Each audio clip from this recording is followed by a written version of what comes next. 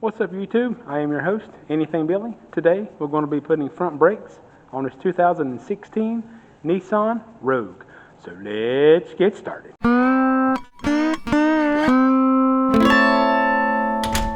So like always, the first thing you want to do before a brake job is you want to take the brake reservoir cap off, put a rag over it. That way when you push the pistons in, you'll have a way for the air to escape, and if it overflows, that'll soak up some of the fluid so it won't make a mess. Alright, tools you'll need for this job is you'll need a 16 millimeter to take the caliper bolts loose, some type of piston compression tool. Considering this thing ain't got many miles on it, the slides will be good, but if we need some, we should be able to we'll just get some, put some on there. And like always, no job is complete without the hammer. So this should be a straightforward brake job. We're just replacing the front brakes. The rotors and everything are good, so we'll just get started here. We'll not replacing the hardware. I've got pads only. So if I have any situation or issue, I'll stop and address it. Otherwise, sit back, relax, enjoy some music. Here we go.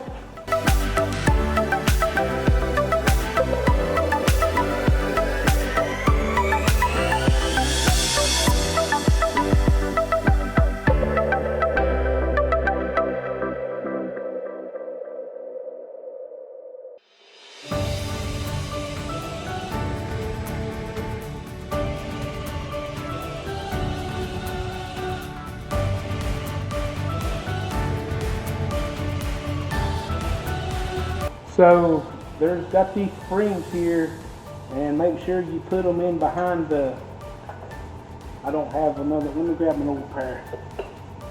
But see that little groove right there in that pad? Make sure these got little hooks on them that hooks down, those hook up. Make sure when you put that pad on there, that hook goes down here and that hook goes in up there. That way you can sit there and kind of move them like this. I mean, I'm assuming that's just to give them some pressure so they won't ride on the rotor the whole time you're driving.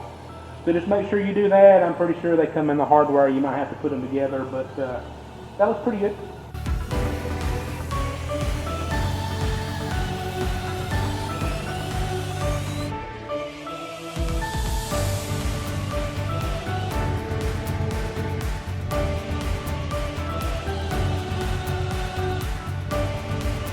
That's why this top one's going in and out real, because it's got that stuff on it. What's that?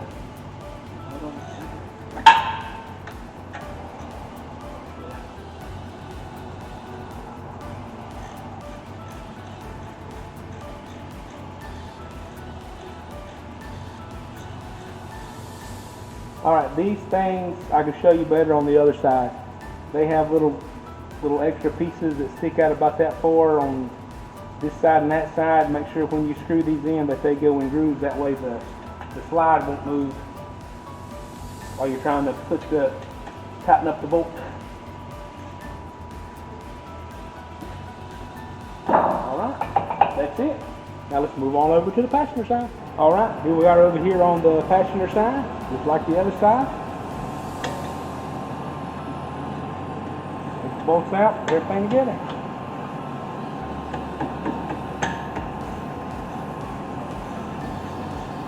I don't know why somebody's put Loctite on those or whatever that is. That's just stupid. Don't put anything on your bolts. Nothing. Don't put any kind of lubrication, grease. No. If they're rusted, either clean them or replace them. Because if you start putting like anti-seize or anything in there, they won't tighten right. They'll just, and I think I've said that in my prior videos for like wheels and stuff like that, because they won't torque right. You got all that junk in there and they won't do right. See, like this one right here, they put some junk on this and it just,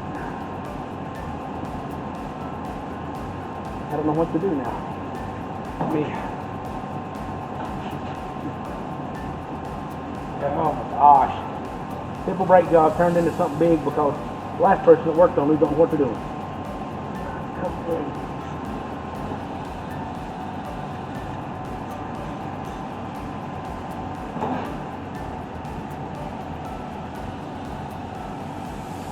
See, this bolt's here, it's hard for you to see.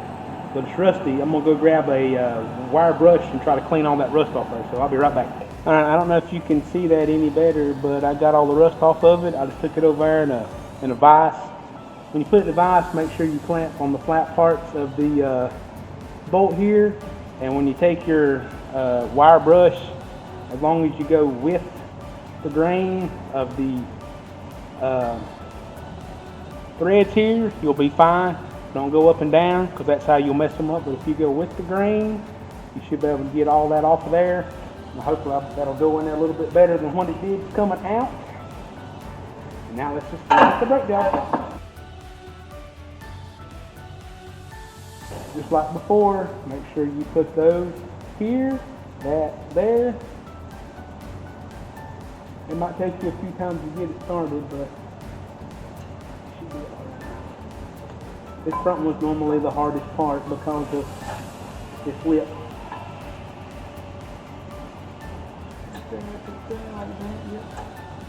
Come on, get in the hole. There you go. Yep. Kind of move around, make sure it's fit. Get this out here. There. Same thing here. Come on now.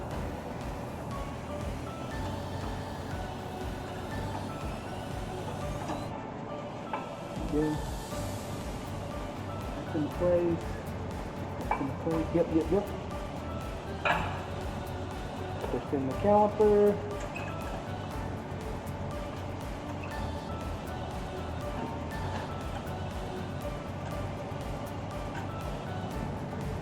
You should be able to just squeeze these in with your left hand. That means that they're good. You shouldn't have to really put a lot of pressure unless they're like a 2-piston system.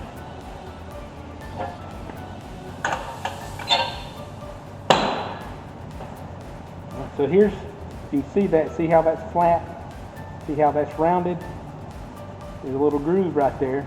And when you put these back on here,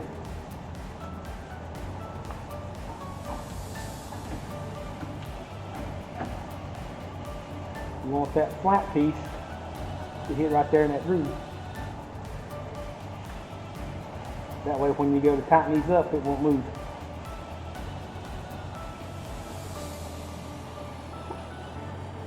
Now since I got all the rust off of this, let's see if this goes in any easier down here. Oh yeah, like butter. Like butter.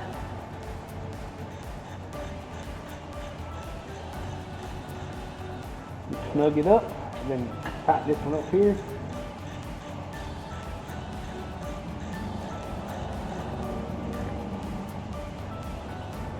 Get a good snug.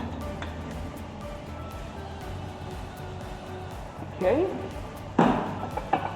Now, some of your newer cars, they don't have the steering wheel lock. This one here don't, so you should be able to turn this without having to put the ignition switch on.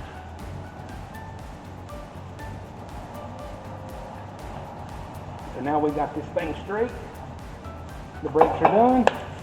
Only thing left to do is put the wheels and tires on there, put the cap back on the brake fluid, and take it for a test drive.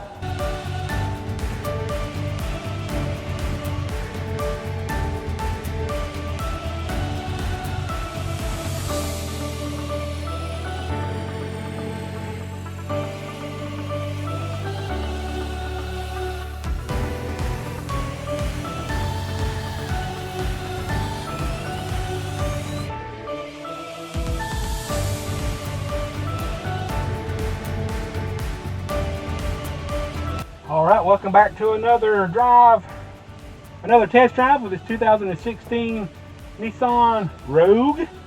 The first thing you want to do before you leave is pump the brakes up slowly. That way make sure you got a pedal. All right. Once you get a stiff pedal, start it up.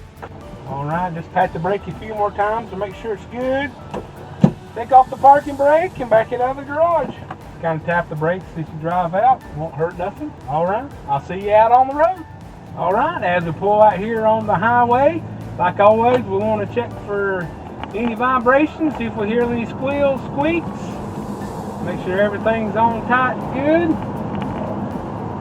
Like I said, get up to speed and hit brakes. Make sure everything's smooth, no vibration in the steering wheel or the pedal. And this thing having less than 70,000 miles on it, that's why everything went smooth. The only thing I did have to clean up that one bolt. I hate this 4-way stop sign, 3-way stop sign, whatever it is. Hopefully everybody abides by it and I don't get hit. Here we go. Alright, so far so good. Everything's been smooth, no vibration, no squeaks, no squeals. No anything that would indicate that anything was loose, or any vibrations that got a warp road or anything like that. I mean, I do like to get up just a little bit of speed and hit the brakes, you know, a little bit harder than normal, just to make sure that there's no vibration or no squeals or anything like that. Because sometimes, you know, you go down the road and you barely use them for days and months and years, and all of a sudden you have that one time where you hit the brakes real hard, harder than normal, and that's when you hear something or something breaks, or, you know, especially rust.